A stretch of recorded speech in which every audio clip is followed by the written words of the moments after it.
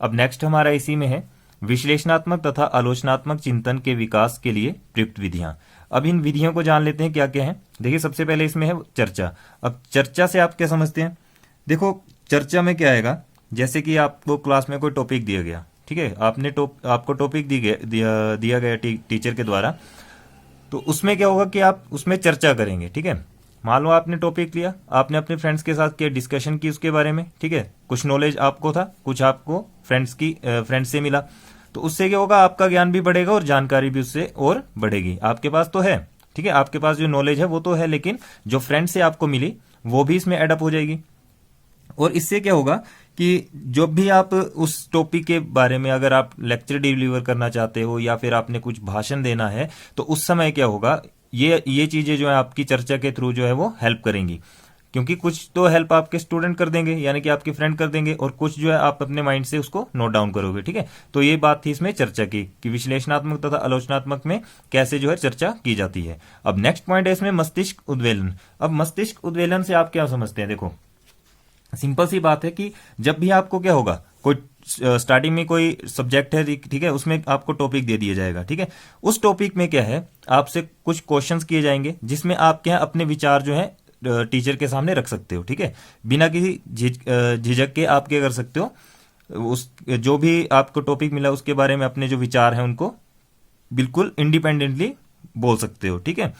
फिर क्या होगा कि देखो इसमें इस मस्तिष्क उद्वेलन से आप समझ सकते हो कि आपको कुछ टीचर ने दिया, ठीक है, मान लो आपको टॉपिक दिया गया कि आपने कोई एक्सीडेंट देखा है, उसके बारे में आपने कुछ बातें जो है लिख के लानी है, तो आपके माइंड में एकदम से स्ट्राइक किया कि हमने कौन सा एक्सीडेंट देखा था, ठीक है, वो वही एक्सीडेंट जो आपने देखा था उसके बारे में आपके माइंड में क्या हो, इमेजिनेशन आपने करना शुरू कर दी, ठीक है। इमेजिनेशन जो जितनी भी पिक्चर्स आपके माइंड में आते गए आप उसको नोट डाउन करते गए।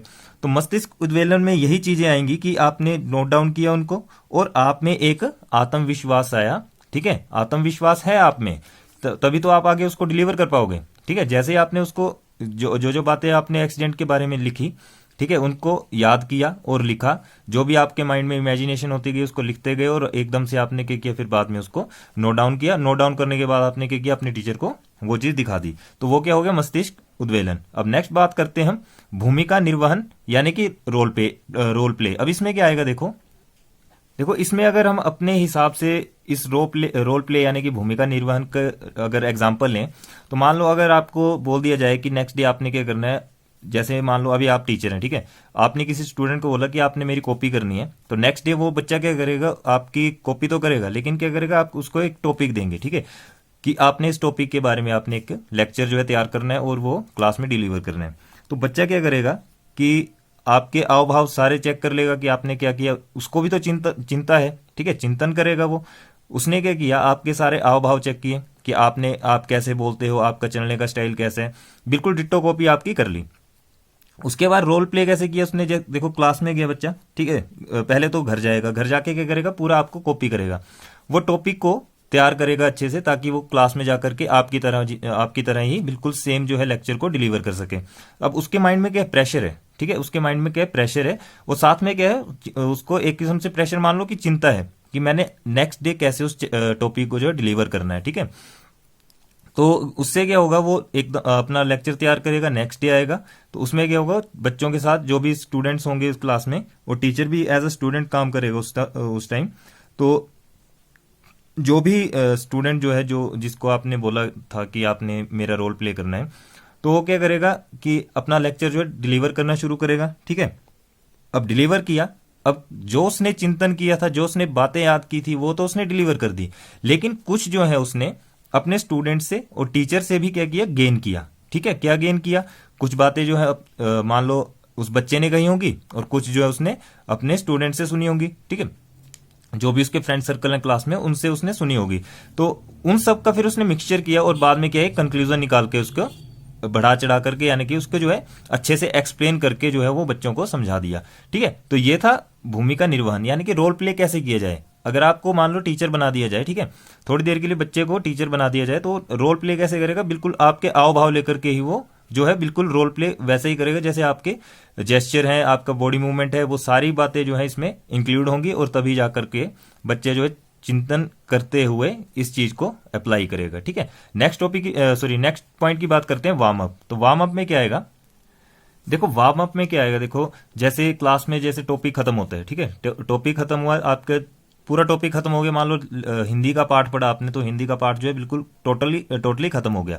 अब उसमें लास्ट में क्या आता है, अभ्यास, यानी कि एक्सरसाइज आएगी, उसमें क्वेश्चंस दिए होंगे, तो उन क्वेश्चंस पे क्या होगा, डिस्कशन किया जाएगा। अब डिस्कशन होगा तो उसमें भी क्या होगा, एक वार्म अप होगा। ठीक है, जैसे एकदम से देखो आपका लेसन खत्म हुआ, टीचर ने आपसे क्वेश्चनिंग करना शुरू कर दिया, या तो खेल के साथ, खेल में भी ऐसा ही होता है, ठीक है, या तो खेल के मैदान में ऐसी बातें देखी जाएंगी या तो क्लास में देखी जाएंगी। देखो क्वेश्चन टीचर ने पूछा, आपका माइंड एकदम से क्या काम कर रहा है, आप जो भी आपने सुना था लेसन के बारे में, वो आपने क्या किया कि लेसन सुना और अब टीचर ने क्वेश्चन पूछे आपसे, तो क्वेश्चन क्या किया आपने, आंसर देना कैसे शुरू किया, पहले तो आपने उस टॉपिक का उस क्वेश्चन को अच्छे से समझा, ठीक है, अच्छे से सुना कि क्वेश्चन क्या पूछा गया है, फिर आपने जितने भी उसके चैप्टर में करेक्टर थे उनको याद किया। ठीक है, करेक्टर को याद किया और करेक्टर्स को याद करने के बाद आपने क्या किया, उन क्वेश्चंस के आंसर को देना शुरू किया।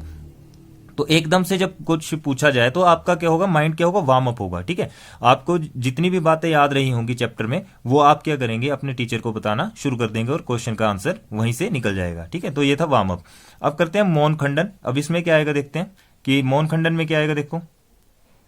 देखो इसमें अगर हम सिंपल सा एग्जांपल लेके चलें कि मान लो जैसे साइंस क्विज वगैरह हमारे होते हैं, उस टाइम क्या होता है कि मौन खंडन का एक और मतलब निकाल के चलो कि चुप्पी तोड़ना। ठीक है, उस टाइम क्या होगा कि जैसे ही सारे ग्रुप में बैठे होंगे, ठीक है, ग्रुप में बैठे होंगे, फिलहाल आपसे क्वेश्चन नहीं पूछा गया, जो भी 4 डेस्क लगे हैं, मान लो साइंस क्यूज ऐसे चलते हैं ज्यादातर स्कूल में कि 4 डेस्क लगे हैं, उसमें से जो भी पार्टिसिपेंट्स हैं उनमें से एक पर्ची उठाएगा, उससे क्वेश्चन पूछा जाएगा, जो भी उसने पर्ची निकाली होगी उसमें क्वेश्चन आया होगा, तो क्वेश्चन जो है टीचर उससे पूछेगा। जैसे ही क्वेश्चन पूछा, मान लो फर्स्ट बेंच वाले को क्वेश्चन नहीं आता, सेकंड को उसने पास किया, सेकंड वाले को भी नहीं आता, सेकंड ने थर्ड को किया, थर्ड को भी नहीं आता तो थर्ड ने फोर्थ को किया। अब फोर्थ, इन चारों टेबल में से किसी को भी, चारों बेंचेस में से किसी को भी वो क्वेश्चन का आंसर नहीं आता, लेकिन जो ऑडियंस बैठी है, ठीक है, ऑडियंस जो बैठी है उसमें वो फिलहाल चुप है। ठीक है, लेकिन जैसे ही क्वेश्चन पास किया गया ऑडियंस को, उसमें से कुछ बच्चे कैसे होंगे कि उनको वो आंसर आता होगा, तो वो क्या करेंगे, एकदम से अपना हाथ खड़ा कर देंगे और बोल देंगे कि हमें ये क्वेश्चन आता है।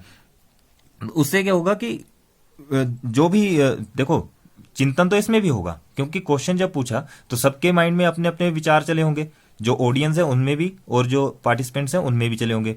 तो जैसे ही उनके आइडियाज निकलते गए होंगे, चिंतन किया होगा, जो जो जो उनके माइंड में आता गया वो बोलते गए। ठीक है, लेकिन इन चारों बेंचेस में से क्या हुआ कि उनको किसी को भी क्वेश्चन नहीं आता था, लेकिन ऑडियंस में से कोई बच्चा एक खड़ा होकर उस क्वेश्चन का आंसर देना शुरू कर देता है। तो इसमें तो वही क्या हुआ कि मौन खंडन, यानी कि चुप्पी तोड़ना। और उसने क्या किया, उसने भी क्या किया, विचार विमर्श किया होगा, उसका फिर उसने क्या निकाला होगा, यही बात, विश्लेषणात्मक आलोचनात्मक चिंतन किया होगा, उसके बाद ही उसने उस क्वेश्चन का आंसर दिया होगा। ठीक है, तो ऐसा है कि इसमें क्या है, उसके बाद क्या होगा, उसको बच्चे को क्या किया जाएगा, प्रोत्साहन दिया जाएगा कि आपने बहुत अच्छा किया, बहुत अच्छा बोला, शाबाश। ठीक है, तो इस वे में उसको बोल दिया जाएगा। तो ये था मौन खंडन। अब हम नेक्स्ट इसमें बात करेंगे। अभी देखो इसमें नेक्स्ट है शिक्षक द्वारा बालकों में विश्लेषणात्मक तथा आलोचनात्मक चिंतन का विकास। इसमें कुछ पॉइंट्स हैं जिनको आप अच्छे से समझ लो। ठीक है, उन्हीं को आप एग्जाम में भी लिख सकते हो। देखो फर्स्ट पॉइंट क्या है, अध्यापकों को बालकों को इस बात का प्रोत्साहन देना चाहिए कि वे चिंतन करके तथा विषय वस्तु के गुण दोषों की समीक्षा करें। यानी कि यहां पर टीचर के करे बच्चों को प्रोत्साहन देंगे। ठीक है, कैसे देंगे कि वो कोई टॉपिक चूज करें, ठीक है, कोई टॉपिक चूज करें और उसके क्या करें, चिंतन करें, उस टॉपिक पे चिंता करें, चिंता विमर्श करें कि उसके गुण क्या हो सकते हैं, उसके दोष क्या हो सकते हैं, या फिर उसके अवगुण या गुण भी बोल सकते हैं आप, वो कैसे निकलेंगे, उसके बारे में आप चर्चा कीजिए, चिंतन कीजिए। उसके बाद वो टीचर जो उस चीज को चेक करेंगे। ठीक है, तो ये पॉइंट था, इसमें ये बात आएगी। देखो दूसरा पॉइंट क्या है, कौतूहल एवं रुचि, इन दोनों का बल चिंतन की दृष्टि से बहुत बड़ा महत्व है। देखो इसमें क्या होगा, कौतूहल एवं रुचि, अब जो उनकी रुचि है, ठीक है, उसमें भी क्या होगा, बल चिंतन, यानी कि बल चिंतन की दृष्टि से बड़ा महत्व है। दोनों में क्या होगा, चिंतन तो होगा। ठीक है, जिस बच्चे का जिस सब्जेक्ट पे इंटरेस्ट है, ठीक है, उस पे वो क्या करेगा, काफी ज्यादा डीपली उसमें चिंतन करेगा और उसका उसी पर क्या करेगा, फिर वो जो चीज तैयार करेगा, यानी कि जो टॉपिक तैयार करेगा वो उसी पे तैयार करेगा। इसी में देखो क्या है, शिक्षक बालकों की इन प्रवृत्तियों को सदा जागृत रखते हैं। यानी कि जो भी बच्चे ने टॉपिक तैयार किया होगा, जो भी उसने विषय चुना है, उसके बारे में जो भी उसने लिखा, ठीक है, तो उनको क्या है कि टीचर को चाहिए कि वो उनको क्या करे, जागृत रखें। जागृत का मतलब क्या हुआ कि उनको समय समय पर बोलते रहें कि आपने अच्छा किया था। ऐसा नहीं है कि उनको गलत वे में बोल दिया जाए कि आपने नहीं, आपने गलत बोल दिया। उनको एक मोटिवेशन दी जाए, ठीक है, मोटिवेशन दी जाए ताकि वो आगे भी और अच्छा कर सकें। नेक्स्ट पॉइंट है इसी में, बालकों को उत्तरदायित्व कार्य सौंपे जाने चाहिए ताकि वे विश्लेषणात्मक तथा आलोचनात्मक चिंतन के लिए प्रेरित हों। यानी कि जो टॉपिक खत्म होता है, जैसे हमने पीछे बात की थी कि जैसे हमारा टॉपिक खत्म हुआ या लेसन खत्म हुआ, उसके बाद क्या होगा, प्रश्न आपसे पूछे जाएंगे, ठीक है। तो प्रश्न आपसे पूछे जाएंगे, तो जैसे आपसे क्वेश्चन पूछा जाएगा तो उसमें क्या होगा कि विश्लेषणात्मक तथा आलोचनात्मक चिंतन के लिए प्रेरित होंगे। आप क्या करेंगे, क्वेश्चन को सुनेंगे और एकदम से करेक्टर पे जाएंगे कि क्या क्या करेक्टर उसमें थे और क्या क्या उसमें जो बातें आपने जो टीचर से सुनी थी उस लेसन में, वो कैसे कैसे आप अप्लाई करोगे। तो उसमें क्या है, ये सारा चिंतन के बारे में ही आएगा। अब नेक्स्ट है, इसमें चिंतन का मुख्य आधार ज्ञान है, ठीक है। चिंतन का मुख्य आधार ज्ञान है, यानी कि जब आप चिंतन करते हो तो उसमें क्या आपकी नॉलेज बढ़ती है। अतएव अध्यापक को बालकों का ज्ञान विकसित करना चाहिए। यानी कि अध्यापकों को क्या है, बालकों का ज्ञान कैसे विकसित करना चाहिए।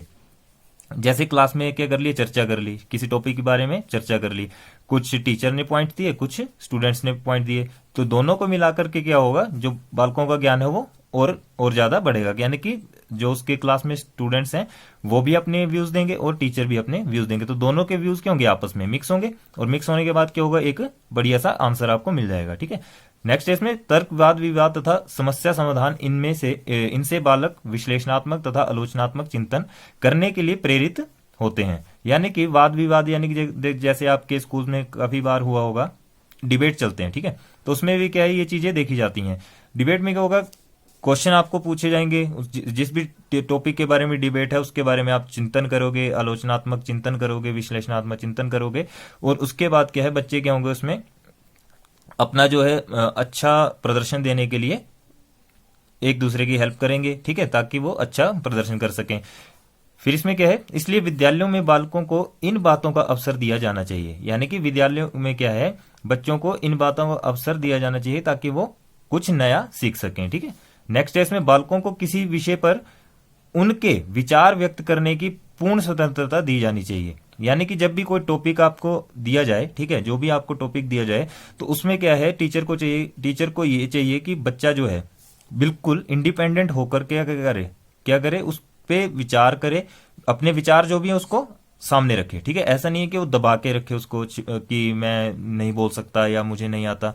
बस इतनी कोशिश करो कि आप उस टॉपिक को क्लास में बोल दो, ठीक है। इतनी इंडिपेंडेंट हो जाओ कि आप उसको आंसर जो है बिल्कुल दे सकते हो। अगर गलत भी है कोई दिक्कत नहीं है, लेकिन आपको आंसर करना चाहिए।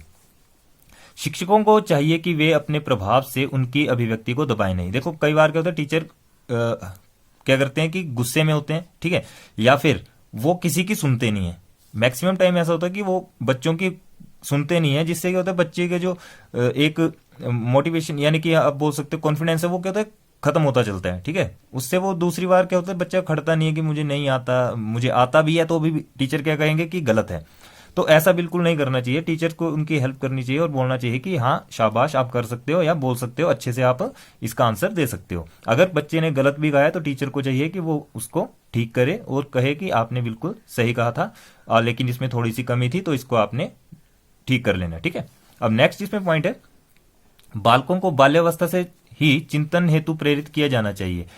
यानी कि जब बच्चे छोटे होंगे, ठीक है, तो उसी टाइम से क्या उनको चिंतन करने की आदत जो है डाल देनी चाहिए, ताकि वो आगे चलकर भी कुछ नया सीख सके। जैसे मैथ्स के क्वेश्चन करते हैं तो स्टार्टिंग में करते हैं प्लस माइनस के सम आपको सिखाए जाएंगे, ठीक है, लेकिन धीरे धीरे आपका लेवल बढ़ता चलेगा तो आपको 3 डिजिट के 4 डिजिट के इस तरह से आपको सम्स जो है सोल्व करने के लिए दिए जाएंगे, ताकि और वो आपको क्या है होमवर्क क्वेश्चन देंगे, तो उसमें क्या होगा कि उनमें जो कार्य करने की या चिंतन करने की जो क्षमता है वो बढ़ती चलेगी, ठीक है। इस हेतु उन्हें विभिन्न किताबें पढ़ने के लिए तथा विभिन्न खिलौनों से खेलने का अवसर दिया जाना चाहिए। यानी कि उनको क्या है एक्स्ट्रा बुक्स दी जानी चाहिए ताकि वो अलग अलग किताबों से अच्छा ज्ञान प्राप्त कर सके, और साथ में क्या है विभिन्न खिलौनों से खेलने का अवसर दिया जाना चाहिए। जो भी उनके पास खिलौने हैं, ठीक है, जैसे स्कूल में खिलौने दिए जाते हैं तो उसको उनको वो इकट्ठा करके उनसे खेल सकते हैं, ठीक है। और जैसे मान लो साइकिल होगी या फिर सीसा हो गया, पहले तो बच्चा साइकिल ही चलाएगा, ठीक है, उसके बाद उसको बोल दिया जाएगा कि आप जो है वो सीसा पे जाओ। तो इस तरह से क्या है, वो बड़ी बड़ी जितने भी बड़े बड़े खिलौने होंगे उनसे वो खेलना शुरू करेगा, जिससे उसकी पहले तो खेलना शुरू करेगा, ठीक है। कैसे करेगा, अब उसने चिंतन किया होगा कि मैंने साइकिल ऐसे चलानी है, ठीक है, साइकिल चलाना वो सीख गया। लेकिन जब उसको बोला गया कि सीसॉ पे जाओ, तो सीसॉ पे क्या होगा, उसको जाने से पहले डर लगेगा, ठीक है। जैसे डर लगेगा तो चिंतन करेगा कि हम बैठे कैसे और ऊपर और नीचे कैसे जाएं। तो वो अपने दिमाग से जो है वो उसके बारे में क्या करेंगे, विश्लेषणात्मक तथा आलोचनात्मक चिंतन करेंगे, और उसके बाद जो है वो सीसॉ के ऊपर जाएंगे, ठीक है। तो ये थी कुछ बातें इसमें, ठीक है। तो ये टॉपिक हमारा खत्म होता है। अब नेक्स्ट टॉपिक में हम जो बात करेंगे वो करेंगे हम role of critical reading and critical thinking in enhancing writing skill, ठीक है।